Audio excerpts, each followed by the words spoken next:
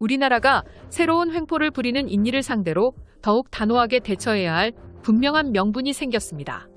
2022년 4월 초부터 인니가 한국산 전투기인 KF-21 보람의 분담금 사건에 이어서 곧바로 TOC 훈련기의 구매 대금 지불까지 다시 한번 기한을 미룬 게 사실로 확인되었기 때문인데요. 이에 대해 인니 정부 측은 돈이 없다는 변명 하나만으로 보람의 분담금 사건처럼 국가 대 국가 간의 신뢰를 또 다시 무너뜨린 행동과 다름없었습니다. 즉, 인니는 아직도 KF-21 전투기의 분담금 문제에 대한 확실한 사과는커녕 TO-10 구매 대금 지불까지 일방적으로 기한을 미루며 반성조차 하지 않고 있다는 게 진실로 밝혀진 것인데요. 정말로 할 말이 없어지게 만드는 인니의 행동이 이어지고 있군요. 그들이 원하는 건 대체 무엇일까요? 최근 계속해서 분담금을 미뤄왔던 인도네시아가 또 한 번 우리 국민들의 뒷목을 잡게 만들고 있습니다. 인도네시아의 전투기 성능 비교질은 사실 어제 오늘의 일이 아니었습니다. 인도네시아는 우리 앞에서 20%에 불과한 KF-21 개발비를 낼 돈이 없다면서 뒤에서는 계속해서 F-15EX 라팔 등 고가의 다른 전투기들을 알아보며 협상에서 우위를 점하려는 짓을 계속해왔습니다. 사과도 없었고요. 이번에 갑자기 우리나라 대신 스웨덴과 인도네시아의 협의 또한 그런 차원으로 이루어진 것일 수도 있는데요. 인도네시아 현지 매체에서는 인도네시아는 KF-21 보람의 기술에 접근 금지라는 제목의 기사를 통해 이런 도가 지나친 발언이 꾸준히 나왔습니다. KF-21 보람회가 성공하려면 최소한 300대는 팔려야 한다. 인도네시아가 없으면 한국이 개발한 첫 훈련기인 KT-1과 초음속 전술훈련기 TO-10 KF-21 보람의 전투기 등 한국의 방산품은 다른 나라에 판매할 수 없다는 것이 인도네시아가 주장하는 주된 내용인데요. 그러나 우리나라에서도 이 같은 태도를 보이는 인니에 맞서 또 다른 방법으로 당장 군사력 증강이 시급한 인도네시아에 갑질을 할 수 있는 기회가 생겼습니다. 얼마 전 우리 한국은 인도네시아와 사이가 아주 좋지 않은 말레이시아에 FA-50 블록 20을 수출할 가능성을 타진하며 동남아 지역 정비창을 설치하겠다고 밝힌 사건이 발생했는데요. 인도네시아는 한때 말레이시아와 전쟁을 벌였을 정도로 사이가 좋지 않습니다. 인도네시아는 앞서 한국으로부터 완제품 도입 형태로 TO-10을 총 18대, FA-50 4대를 도입해 운용하고 있는데요.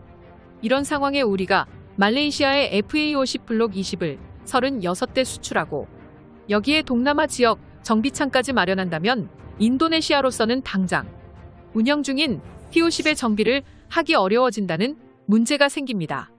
인도네시아가 먼저 KF-21의 분담금을 내지 않겠다 주장하고 다른 전투기를 도입하려는데 우리도 여기에 대비해 플랜 B가 있어야 하는데 마침 이 상황에 한국의 FA-50과 KF-21 보람의 전투기를 도입하는 데 큰 관심을 드러내는 한 국가가 있어 화제가 되고 있습니다. 그곳이 바로 말레이시아인데요.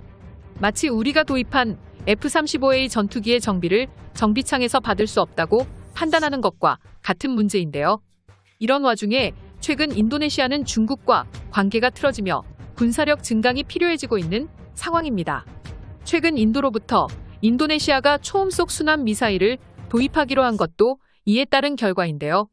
인도네시아가 없어도 우리에게는 말레이시아를 비롯한 다른 국가들이 있으며 2021년 6월 말레이시아는 차기 경전투기 및 전술 입문 훈련기 도입 사업인 LCA 에펠라이트를 통해 사업에 선정된 기체를 18개씩 1차, 2차에 나눠 총 36개를 도입하기 위한 사업을 진행 중에 있습니다. 그리고 우리 한국의 FA-50 블록 20 경전투기는 여기에서 가장 강력한 후보로 점쳐지고 있어 수출이 성사될 가능성이 꽤 높은 상황인데요.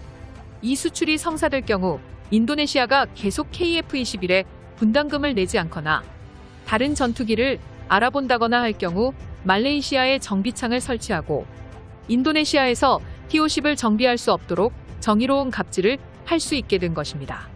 이렇게 나올 경우 인도네시아는 그런 KF-21에 분담금을 내는 것을 포기하고 스웨덴의 그리펜과 같은 다른 전투기를 도입하겠다고 할 수도 있을 텐데요. 이렇게 되면 우리 한국의 KF-21도 문제가 생깁니다.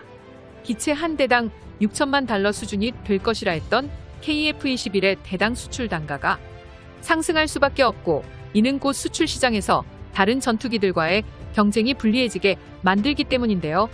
그러나 이런 상황에서 말레이시아가 한국의 KF-21에 큰 관심을 보이기 시작했습니다.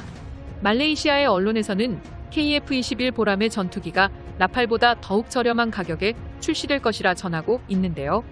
지난해 아시안 디펜스 저널의 인터뷰에서 말레이시아 공군의 참모총장은 KF-21 보람의 전투기의 적합성을 확인하기에 아직은 너무 이르다. 그러나 2028년 양산되는 KF-21 블록 1 전투기에 관심이 있다.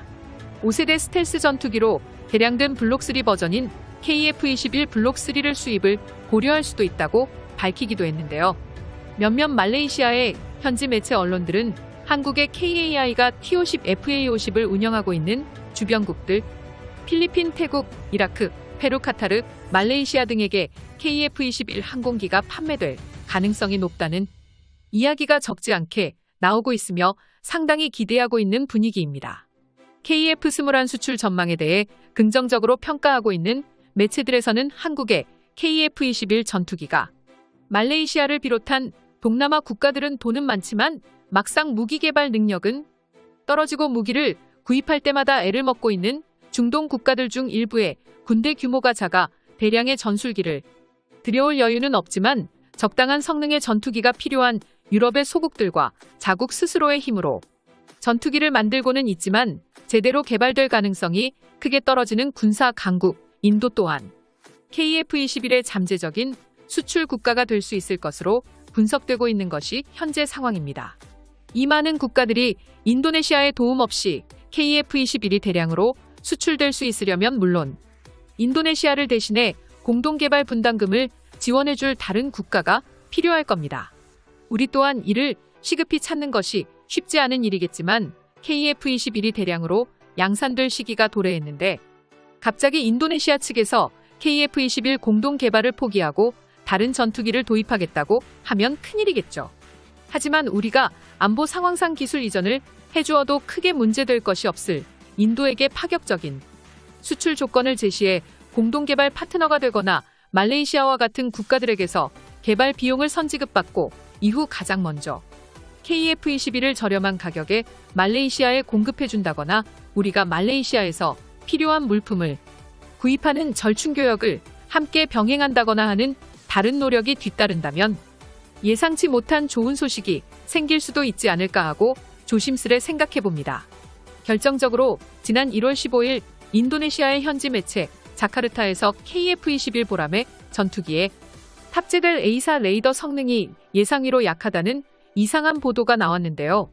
그러나 이들이 근거로 삼고 있는 자료라는 것을 보니 터무니없습니다. 이 기사는 우리나라 국방부 산하의 국방기술진흥연구소가 지난 1월 10일 공개한 2021 국가별 국방과학기술 수준조사 조사서를 근거로 주장을 펼쳤는데요. 이 조사서에서는 우리나라의 국방과학기술 중 레이더 체계 분야가 취약하다는 평가가 있습니다. 그러나 여기에 레이더 분야는 선진국과 기술 격차를 좁히기 위해 KF-21 전투기용 A사 레이더 개발 등 추가적인 투자가 필요하다는 전체적인 분야를 거론한 것이지 아직 제대로 밝혀지지도 않은 KF-21의 A사 레이더 성능이 떨어진다는 정확한 근거로 보기는 어려운데요. 어서 빨리 인니의 방해를 떨쳐내고 T-50 훈련기와 함께 KF-21 보라매가 훨훨 날아오르길 바랍니다.